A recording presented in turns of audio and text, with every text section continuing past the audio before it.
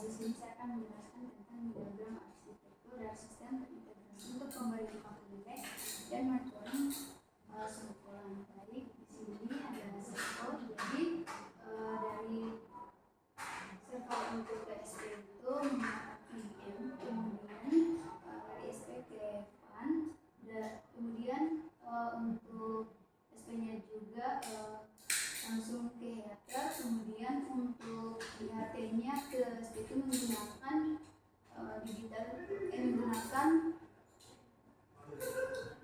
one wire. Selanjutnya untuk HCSR 04 itu untuk SP menggunakan digital HIO. Nah, untuk SP-nya sendiri, untuk cloud itu menggunakan MQTT, dan untuk cloud ke web server itu menggunakan WebSocket. Nah, selanjutnya untuk web server itu ke MongoDB. Nah, untuk selanjutnya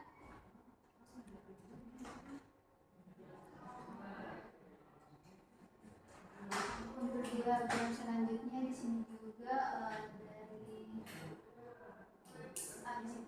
ada juga server dengan server ini ke SP32 untuk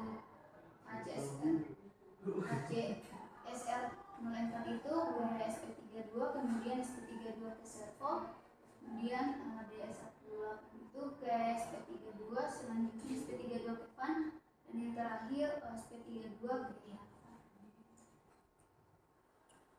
Oke, selanjutnya ada web service itu sendiri. Untuk dari web client bakal terlihat ada bagian deposit pakan dengan suhu air. Bagaimana kondisinya yang bisa dimonitoring lewat web. Yang mana nanti data-datanya yang seperti disebutkan oleh Chris berasal dari SP32. Untuk deposit pakan sendiri, di sini akan kita bisa secara real time berapa kondisi pakan tersebut sedang dalam kapasitas berapa gitu. Untuk sekarang ini kita bisa melihat kondisinya sedang dalam 100%. Lalu kita juga nanti bisa mengklik berikan pakan untuk memberikan pakan via web service, via web client juga mungkin.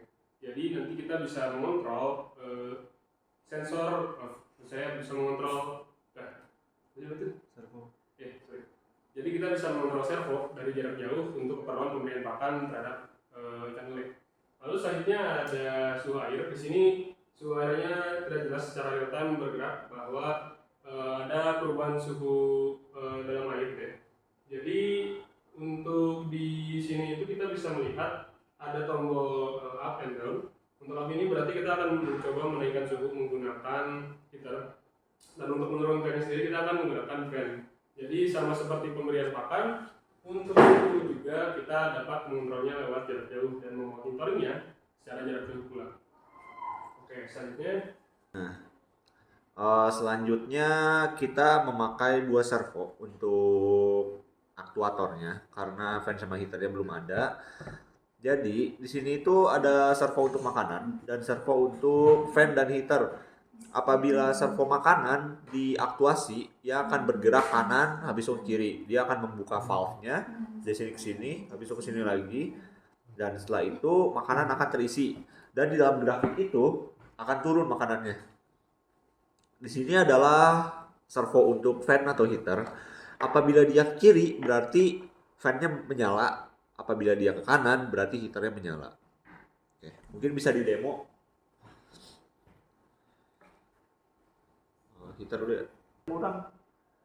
Gitu? Sok. Enggak, gitu. Oke.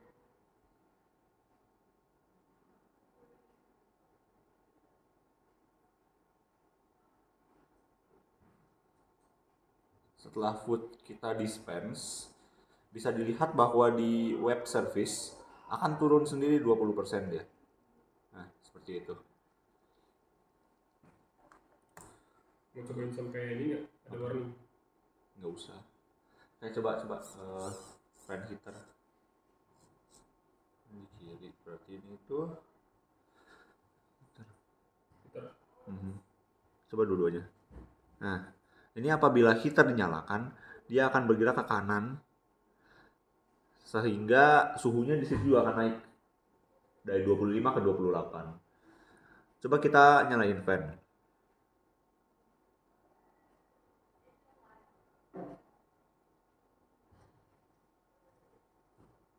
Apabila kita nyalakan fan, suhu akan berturun lagi menjadi 25. Seperti itu. Implementasi aslinya memakai DHT22 dan ultrasonic sensor. Kita persimpel untuk tujuan demonstrasi.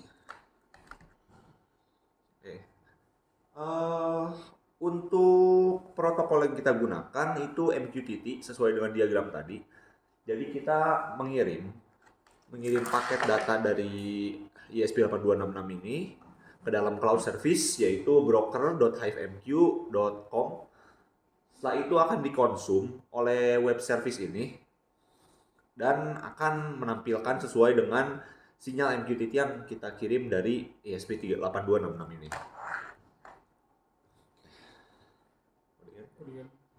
Ini jadi kita beli.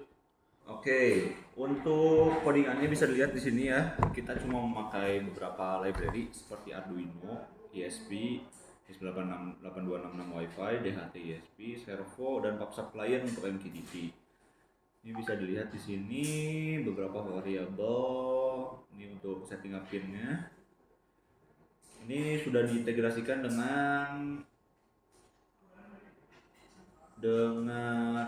HCSR04 dan juga DHT22. Ini untuk setup Wi-Fi. Dia akan ngeprint titik sampai connected. Ini callback untuk menerima message dari MQTT. Jadi di sini tuh kita akan menerima topiknya sekaligus payload dalam bentuk byte. Kita akan translate ke dalam char dan akan kita translate lagi ke dalam string dalam C. Oke. Setelah itu di sini ada fungsi untuk reconnect untuk MQTT. Kita memakai topik yaitu P temp dan P food.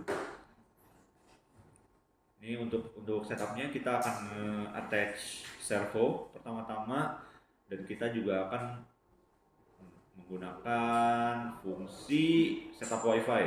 Kita akan pertama setup Wi-Fi-nya. Apabila sudah setup Wi-Fi-nya selesai, kita akan print line ke dalam serial monitor, sukses connecting. Setelah itu kita akan set server, MQTT server 1883. MQTT server tadi itu ada di broker.hivemq.com. Setelah itu akan kita set up DHT dan kita akan set up HCSR04. Nah, ini fungsi main loop-nya. Jadi di sini itu kita akan ngecek dulu apabila kliennya sudah connected atau belum. Apabila belum, kita akan reconnect. Setelah itu akan kita loop kliennya. Nah, ini apabila kita menerima sesuatu pesan dari MQTT, kita akan handle message-nya. Contohnya kalau misalnya message-nya activate fan, akan kita print di serial monitor, fan servo activated from broker. Habis itu akan kita write ke dalam servo fan sampai 0. Dia write-nya. Dia juga akan decrement delay-nya 15 milisecond. Dan temperaturnya akan menurun. Heater juga sama, bedanya dia akan memutar sampai 360 sekaligus posisinya ditambah delay 15, inisial plus sama dengan 3. Ini untuk food. Untuk food kita berbeda, kita akan buka sepenuhnya. Setelah itu akan kita tutup sepenuhnya. Dan kita akan clear receive message-nya agar tidak bentrok. Ini untuk inisialisasi HCSR04. Ini untuk mengambil detik sekarang dalam milisekund.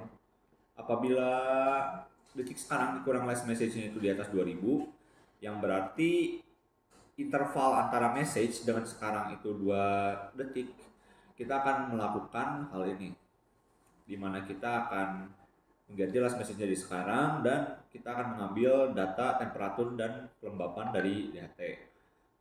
Setelah itu kita akan mengambil data dari HCSR04 dan akan kita convert ke string.